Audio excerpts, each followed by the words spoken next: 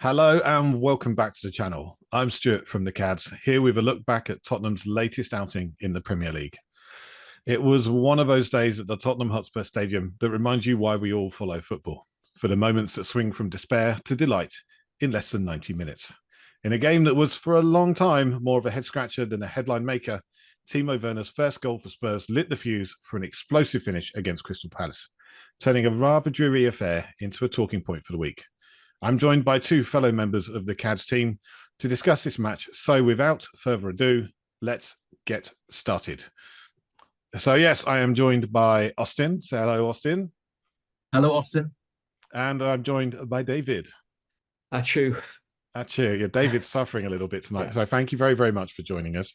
Yeah, we actually tried to do this last night. It didn't work very well. We went live on YouTube and the only person people could hear was me. And as David said earlier, they got the worst end of the stick there. The shitty end, I believe it's called. So you're going to have to beep now. That's Oz's job, is to like use the swear words. Well, because we do these things live now, we swear, it's fine. But we try and reduce the amount so I get my one swear in for the conversation. But yeah. How is everybody? All good. Yeah. Yeah, in an odd sort of way. Yes, after yesterday. In an odd sort of way. But that's another story. It's another story, another day.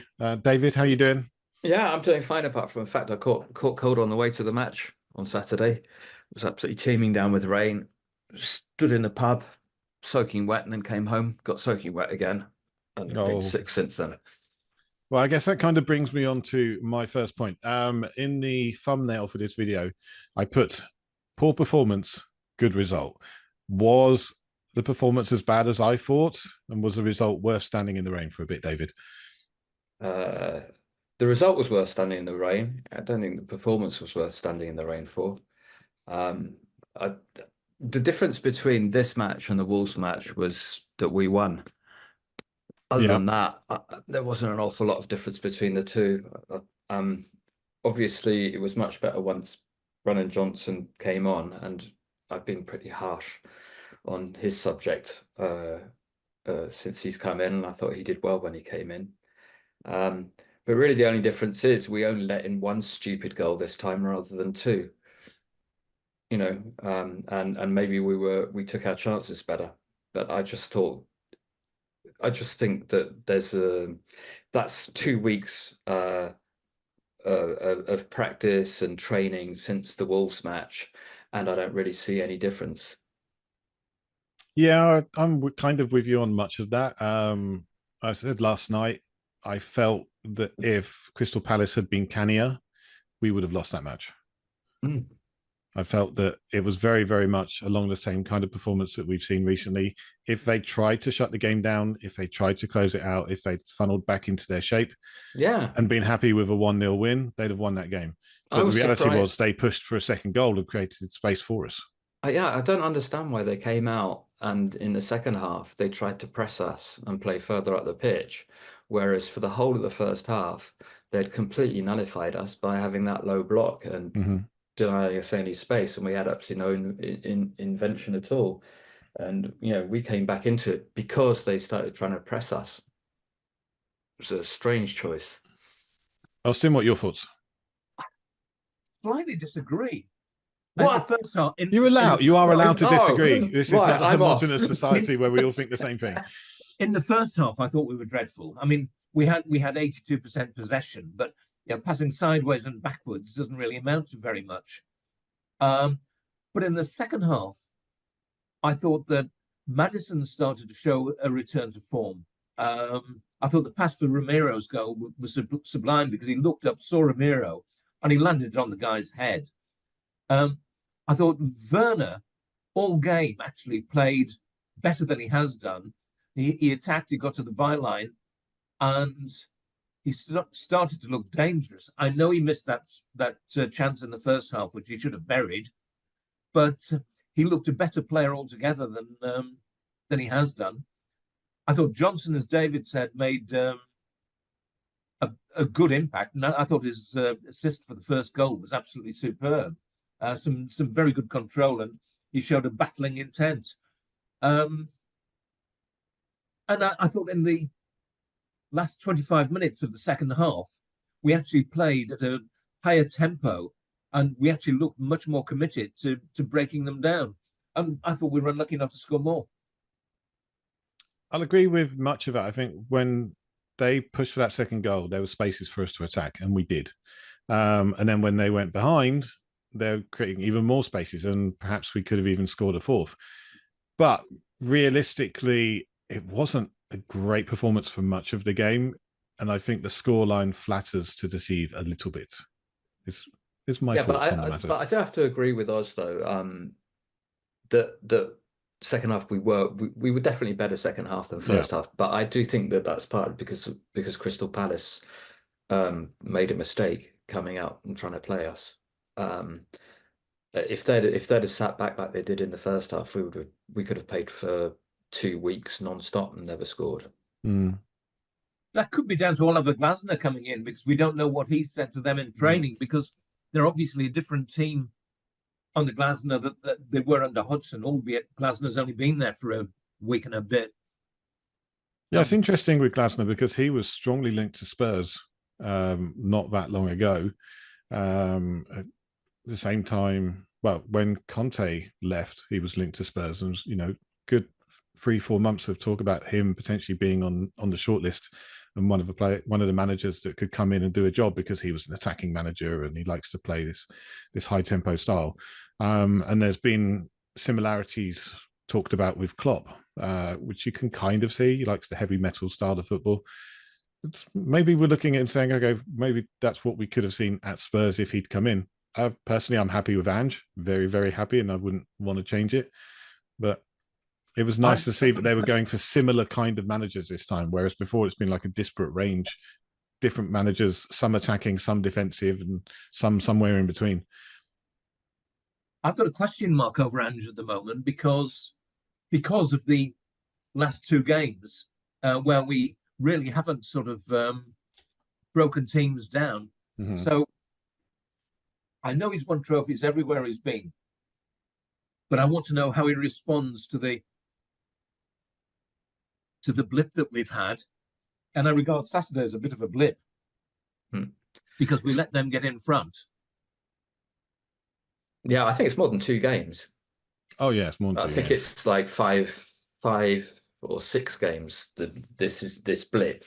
Except that the previous games were where we were without Son, we were without Bentancur, we were without Sarr, we were without. Not sure. No, we have. Well, I mean, since Maddison's been back, we've played more than 2 games. Maddison and Bentancur.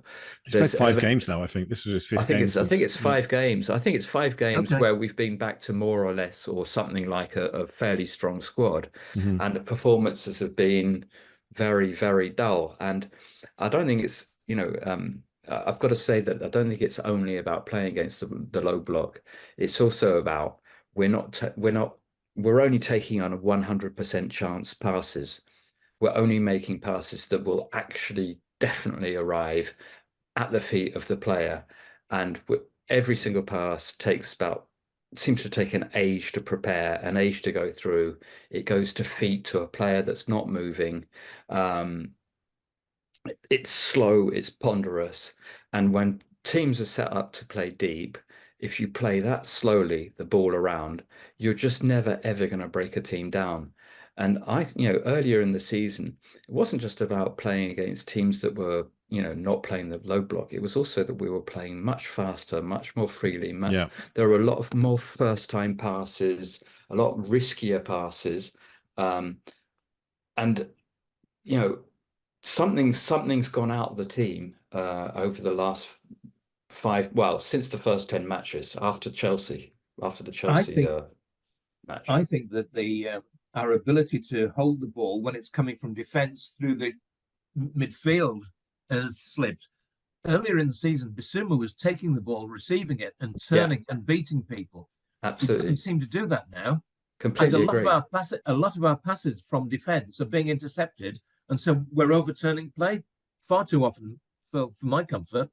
Yeah, I've thought that a number of times during the match, that the Bissouma that we saw in the first 10 matches, he was taking the ball He was pressed, but he was getting out the press and breaking a line.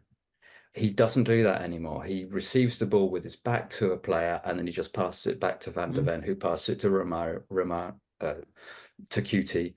And QT then passes it to, I don't know, Bentancur, who passes it back to Romero. And it goes on for went on for 45 minutes, more or less. Definitely part of the problem is our number 6 is never breaking the lines. It's never breaking the lines. And we were doing that. That's definitely one of the things that's changed. Don't know why. It's really strange because start of the season, he was so adventurous to the point that people were going, what is this reckless play? I mean, he's now gone from one extreme to the other, gone from this amazing player that would twist and turn away from trouble and just pass the ball out, and suddenly we'd be on the attack again, to a bit of a ponderous beast who also still very, very good in the tackle. It's taking very, very few risks, and it's very strange to see because that's what I really enjoyed about his early season performance. But it's the same all the way up and down the pitch, and that's why we were so bad those first 45 minutes. It's Bissouma isn't taking the ball and skipping through a couple of tackles. He was reminding me a little bit of Dembele earlier in the season, because he was breaking a line and making space, taking a couple of players out by doing that. But he's not doing it. But none of the other midfielders, they're all sort of passing people are talking a lot about Decky's fall off in productivity, but look at the way he receives the ball every time. Every time it's a ball into his feet, he's stationary, or he's having to run backwards to get the ball, and then he has to start trying to run. He's never going to beat anyone. He's never going to create anything like that. He's never receiving the ball in front of him. He's never receiving the ball into space. Nobody's passing into spaces. Nobody's passing quickly first time, catching people out. There's this sort of timidity that has come into our play, lack of ambition, lack of risk taking. That was what was so much fun about Ange Ball early in the season, was we were taking massive risks, we were getting away with it most of the time, and we were scoring and having great fun watching it. Now we're not taking the risks anymore. No, we're not really taking risks anymore. And what you've done there is you've hit the nail exactly on the head of my major criticism at the moment, is we are too timid when getting the ball through to our wide players. When we actually push, when we actually make it happen fast, something happens. We get something out of it. I mean, you look at Son's goal. Son's goal, he pressed hard, got the ball, released him, and off he went. Okay. The Werner goal was down to Johnson pushing hard and actually make it a really good bit of play from Johnson to make that work. Because not only did he win the ball, but he battled and then put a really fine ball across for Werner, who just had to get a foot on it, really. It was stupendous, yeah. Yeah, when we're proactive in those areas, we get goals. And that's not just this game, in other games as well, but we're so rarely proactive. We're often just waiting and reactive, waiting to see what can happen and waiting for someone to maybe produce a bit of genius, of magic. And we've got some players that can do that, but expecting them to be able to do it every single game it's just a recipe for disaster, I feel. I think there are mitigating circumstances. I think the fact that the team was disrupted quite so badly for 2 months is a major thing. And I think there are players returning to fitness. I think Maddison is only now just returning to full fitness. I think the same might be said of Bentancur, who's probably got a bit of a confidence thing as well, having been injured twice. And you're still integrating 2 new players into the side in terms of Werner. Yeah. Johnson, Udogie. Johnson. Yeah, Van der Ven, Vicario. I mean, there's a lot of his team is brand new, effectively, since the summer. Yes. I have to take my hat off to Van der Ven. There was once when he received the ball, and instead of passing it back to Romero, he pushed it out wide and accelerated and just left the guy standing. It was brilliant. I loved it. Yeah, big smile on my face when that happened. I love that bit. I know exactly the moment you're talking about. Well, Van der Ven is just such a joy to watch. And there were actually some, I've been negative, and I just, I'm not, against Ange or, panicking or anything like that. I just want us to go back to what we were playing like earlier, play with a bit more enterprise. When I'm trying to wind up my son, I say, "Oh, this is no better than Conte ball." And frankly, that first half really wasn't much better than Conte ball. But I'm nowhere near that. And there was some good performances. I thought Van de Ven was an absolute Rolls Royce. Sonny actually, he scored, hit the post. He should have had an assist for Werner. I mean, when I saw that ball from Sonny to Werner, I thought, "Oh, this is going to be a goal." And then I saw it went to Werner, and I thought, "Oh well, it's not going to be a goal." that's not going to be a goal then. But my immediate thought was, we do miss Harry, because Harry would have buried that. Yeah. Oh, absolutely. That was my thought. That in that I'm not sure Harry has the same level of pace to get into that position, but true, because Werner is rapid. Yeah, he's very quick. I think maybe in a month's time, if Werner can get a few more goals, then he'll have the confidence to take that extra touch and go round the goalkeeper the way he should have done. But yeah, it was a poor, timid finish, I thought. Yeah. It was also a good save from Sam. What's his face? Yeah, Johnson, he did a good job. Yeah. Goalkeeper. He's a very good goalkeeper, Sam Johnson. I liked him when he was at West Bromwich, and I sort of wanted him about 2 or 3 years ago. Kind of reminds me of Paul Robinson. There's something Paul Robinson like about him. It's just his stature and his build, maybe. I don't know. And he's a bloody Yorkshireman as well. There we go. That might be it as well. Yeah. He's got that Yorkshire face. Yes. Likes a cup of tea. And his tea and scones as well. He likes the scones. The scones. Scones. Scones. Scones or scones. So I say scones as well. I always say scones as well, but the further north you get, it gets scone. Yeah, and then you get into the jam and cream and which order it should go in. Let's not do that. Let's not do that. Actually, do you put the Marmite on before the cream or? Marmite. No, I feed the Marmite to Paddington, and I have jam and cream. Okay, fair enough. But cream goes on first. All right, so I think apart from Oz seems to think the performance was great. The rest of us are kind of along the lines of no. Can I correct you there? I thought half of the second half performance was excellent. All right, okay. So 75% of the game you weren't impressed. Yeah. So I think you're with the rest of us, really.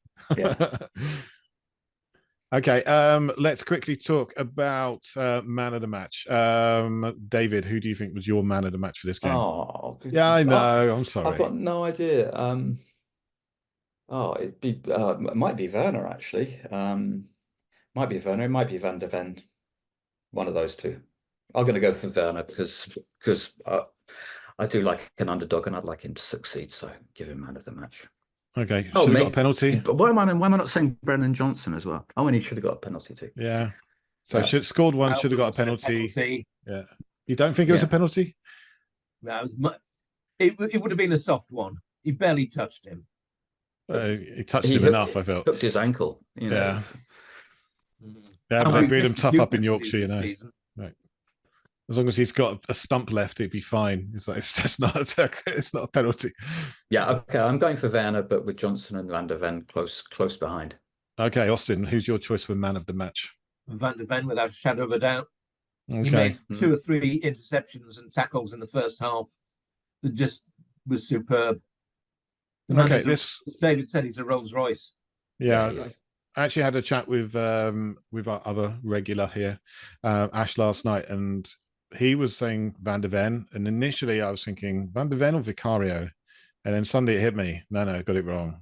Cuti. I thought for me, Cuti Romero had an excellent game, and he was the player. Scored, looked solid at the back and decent on the ball every time he got it. I thought he was player of the match for me. And hasn't been booked in 2024 either. Hasn't been booked this year. Yeah. I've just got to say, you can't give a man of the match to a defender playing against a team that had absolutely no goal threat whatsoever and actually scored because the defense set up so badly for a free kick. There's no way a defender can be getting a man of the match against Crystal Palace. You were talking about maybe giving it to Van der Ven, so I think we're. but I like a fight. True, that's true. I thought Mateta had quite a good game. He looked dangerous at times. He's not going to be a 15 goal a season, probably not a 10 goal a season striker, but I thought there were times he looked pretty good, and you could see why clubs spent money on him in the past. I think Mateta was trying to wind Cutie up. They were having niggles at him in the first half, in particular, trying to get him wound up and see red. Well, he kind of does have form for that kind of thing, so it wouldn't be a surprise. No, I know, but yeah, it just annoyed. Well, I'm defensive, obviously. The defensive of our Argentinian. It's that subplot. Yeah. I played football in the Durham District League and the Hambleton League, so I'm used to playing in mud where people wrap their legs around your waist and okay, enough about your Saturday evenings. We don't need to hear. But it was 100 years ago, obviously. Yeah. I don't know whether you saw the link I posted to the Leeds United Chelsea Cup game in 1970 the other day on Facebook. I did. I also saw. Was it you that put up the link to the LAFC game that was in the snow? No, that was Ash, I think, wasn't it? It was like that was nuts. I haven't seen anyone. Snowman. Yeah, I haven't seen anyone try and play a football game in those kind of conditions for 30 years. It's nuts. Absolutely crazy to try and play like that. Well, you don't see it anymore because of global warming, do you? Well, yeah. Well, and under soil heating and just to go back to Cutie. Yeah. Absolutely loved his celebration for the goal. Loved it. Loved how much it seems to mean to him. I've sometimes thought about absolutely fantastic player. And I like his attitude, and I like the bit of devil he's got about him and everything about him. I like that. And I've always thought that he wouldn't stick around very long. But sometimes when you see how much that meant to him, I wonder whether maybe he might stick around a bit longer than I thought. He reminds me a bit of Graham Roberts. Oh, nice. A classier version of Graham Roberts, but Graham Roberts wasn't a bad footballer at all, actually. But he's got that same sort of attitude. Yeah. But I just love that celebration. It was wonderful. Did you notice that Richarlison came over to celebrate with him? Yeah. And so he must have covered half the pitch. Yeah. Not bad for a guy with a knee injury. Or he was warm. I was going to say he was warming up over there. Of course, he wasn't on the bench, was he? No. Well, he was sat watching. Yeah. But yeah. So how do you think we're going to... Obviously, we've got Aston Villa coming up. It's going to be a tough game. We've still got some injuries again. How do you think we're going to cope with that one? Do you think we're going to be able to get a decent result, or are we looking at... They'll play a different sort of game against us. There are two things. Coming back to the way we've played, I sometimes think the start of the season has gone against us because the players have suddenly thought, oh, we're really good at this. Oh, but what if I fail? And I think they might have stopped doing it because they were successful and they're now scared of doing it and not succeeding. So I think they're playing a little bit within themselves. But as for Villa, I think they'll come at us. They'll play a much more attacking game. And I think we'll have more of the ball. But didn't in the reverse fixture, they were quite a negative side in the reverse fixture. I mean, they managed to win the game, I believe, as far as I remember. 2-1, I seem to remember. 2-1. But I didn't think they were particularly attractive. I didn't think they were particularly adventurous. I mean, they were the better side on the day, certainly. And, under Emery, they're looking a very dangerous team and a very capable team. And I actually tipped them for top 4 at the start of the season. And I think they've got a very good chance of making that happen. But I would love to pip them. I'd love to pip them to 4th spot. I'd love to pip someone for 3rd spot, let alone 4th. Oh, because you know who's going to get 3rd. So, yeah, absolutely. I loved Ange's comments in the pre-match conference where they said Arsene Wenger said that getting 4th was like winning a trophy. And Ange said, I don't remember seeing the rules, mate. He said, but I seem to remember you can play for more than just 4th. Yeah. And he just put that guy down very, very quietly. Yeah, excellent. Yeah. Was the one that's kind of links back to the one a little while ago where somebody said, oh, right, so your chances of winning any silverware this season are gone. what are your plans for the rest of the season? And Ange looked at him and said, so you're saying we're not going to win the league? Yeah. And he looked at him like, deer in headlights. No, well, I'm playing with you, mate. It's okay. Yeah. No, I don't think Ange is the type to give up. No. Incidentally, Arsenal are 4-0 up at the moment. Are they? After 33 minutes, yeah. Yeah. Oh dear. Well, that I puts a hate down seeing on it, that thanks. I hate seeing that Lego head twat succeeding. Hang on, you're going to have to bleep that. I mean, Oh, that no, was I'm not. abusive, Stu. Oh well, yeah, okay. That was It's abusive poetry. to all Lego. It's an simile, so it's fine. I can't stand Arteta at all. I want to punch him. Yeah, exactly. There you go. Hmm. So against Aston Villa, I think, same as us. I think hopefully they try and play a bit, which will leave a bit more space. But hopefully we try and play a bit. So we won't have Richie and we won't have Porro by the looks of things. And I think Porro's touch and he's go. going to be in contention for this weekend, David. Yeah, I think he might make it. Porro. Yeah. They said Okay. he wasn't ready for this one. And Udogie was touch and go for this one as well, but Udogie made it. They said that Porro just needs a little bit more time. Okay. And he could be back for next week. And I think Sarr might be a risk as well, because I thought he looked injured at the end of the match. I haven't seen anything about that since, but I thought I heard or saw something. So I thought, by the way, Emerson did fine. Wasn't any better or worse than he was against Wolves. Difference was that we won, so he didn't get it in the neck.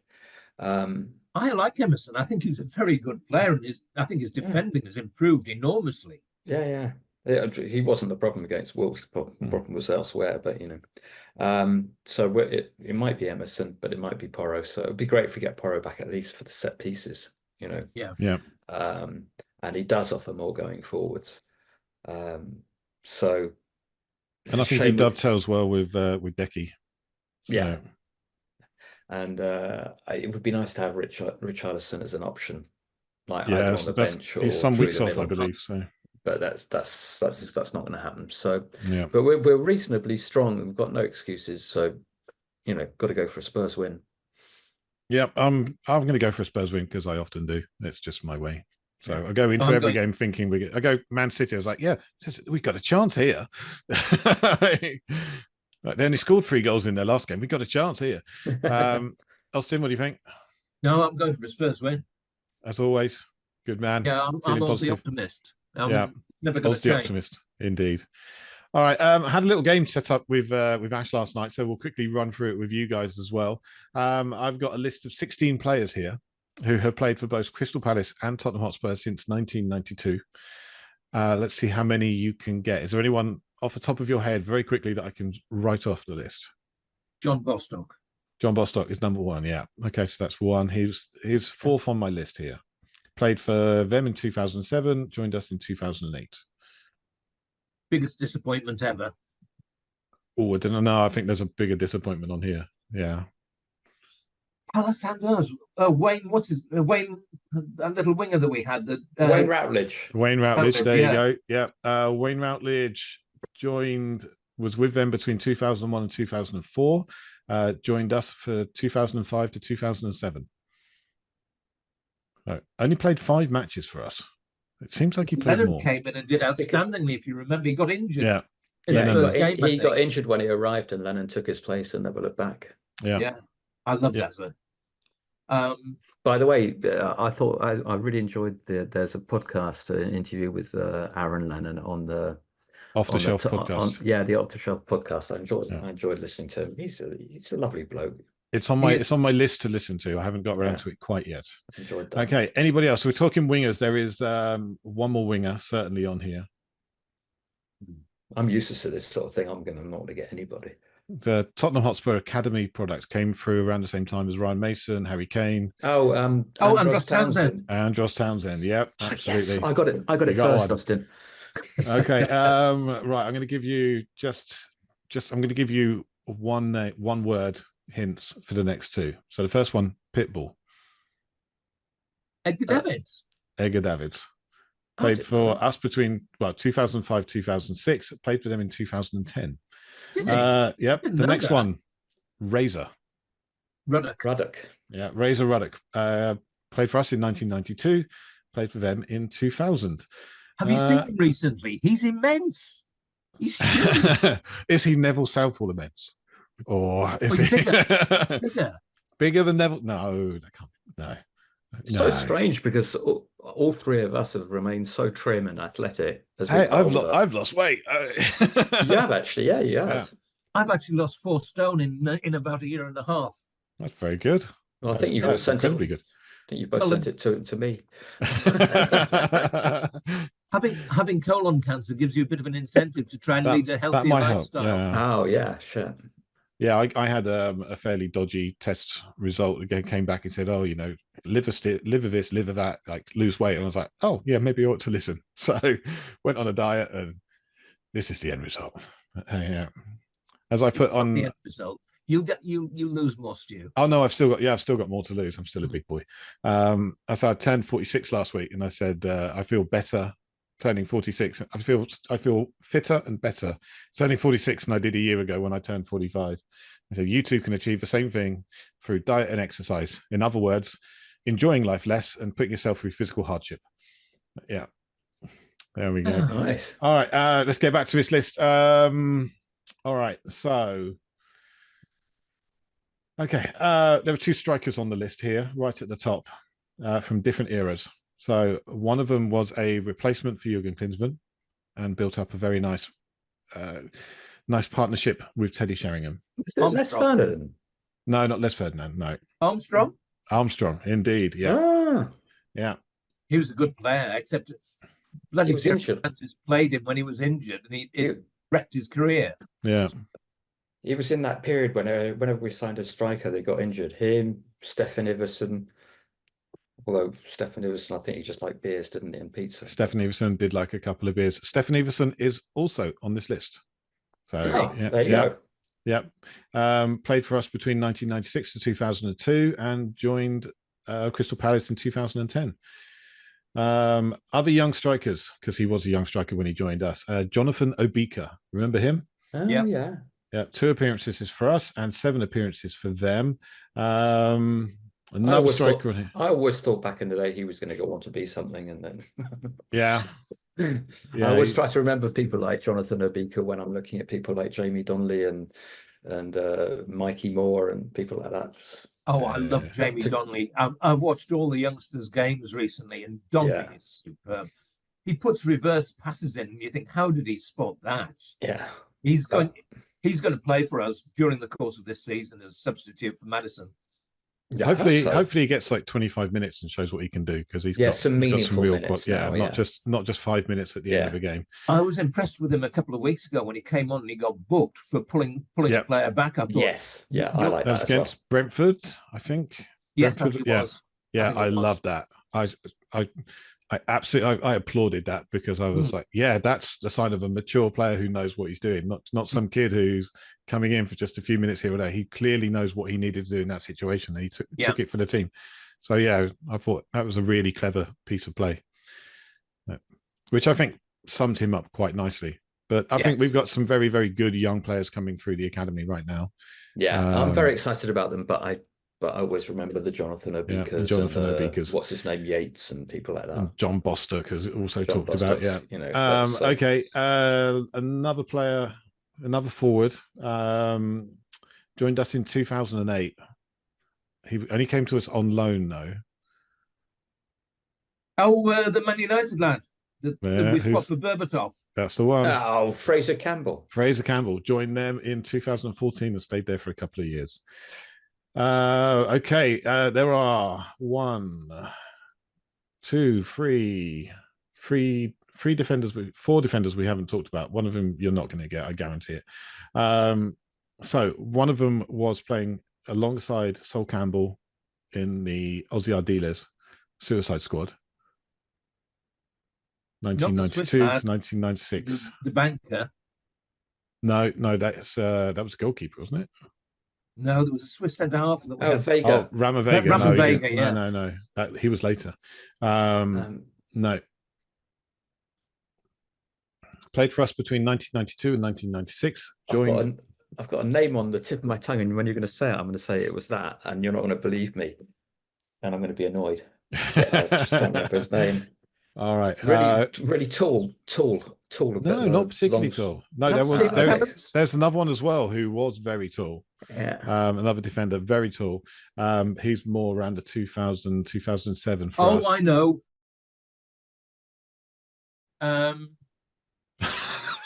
I might have to bleep that out. I don't know. Oh, did he play for West Ham as well? Not either of the players I'm thinking of, I believe. So this will be, I think this, who you're referring to may well be someone else. The two players I'm talking about are Dean Austin. Oh, all right. Who played alongside Sol Campbell in the centre of defence for from Southend after Justin in Edinburgh. Yeah. And Anthony Gardner. That was the one I was thinking of. That's who I was talking about. It wasn't. That's not the one you were talking about, Austin. Absolutely not. Anthony Gardner, I'm sure. Hang on. No. Anyway, it was Anthony Gardner that I was thinking about, but only for being tall, not for anything else. Okay, so other players on the list: Dave Tuttle. Oh, good lord. Andy Turner. Oh, crikey. Zeki Friars. Oh, yeah. Another Manchester United lad. Yeah. I wonder what he's doing now. Jason, I've got to be very careful how you say this. Cundee. Jason Cundee. Yes. Yeah, well-known Chelsea supporter. Yes. So there you go. Those are the players that have played for us between 1992 and also played for Crystal Palace. Oh, one guy right at the top of the list I don't think we got. Big lad, tall, skinny, played 106 games for us, scoring 40 goals and 17 assists. Joined us on loan in 2011. Eventually ended up signing permanently. Also played for our big rivals. Oh, David Bentley. No, he didn't play for Crystal Palace. Was it a striker?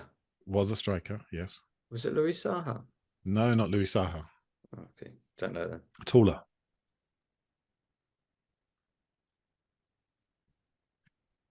Played in France as well. Oh, could catch the ball on his chest and it would stick to it. Oh, Freddie Canute. Not Freddie Canute. Oh, you guys are kind of close, but no, not Freddie Canute. Did he play for Palace? I don't remember him playing for Palace. West Ham. I love Freddie Canute. Yeah, he was great. Freddie Canute. I'm gonna let you guys off. Emmanuel Adebayor. He played for Palace. He played for Palace. Played 15 games for them. Only got 1 goal and 1 assist in that all that time. Good lord. That's because they didn't give him a contract. No, it's because they gave him a contract straight away. They gave him a contract. Yeah, he did. Yeah. They made a mistake of not getting him on loan first because we all know he's better when he's on loan. So there you go. That's it. We will be back. Chelsea. We will be back for our next little chat after the Aston Villa game, which I believe is on Monday night. So we'll be here on a Tuesday night once again. Gentlemen, thank you very, very much for joining us. Thank you again because it was short notice. But again, it's been great having you and see you again next time. And until then, come on, you Spurs.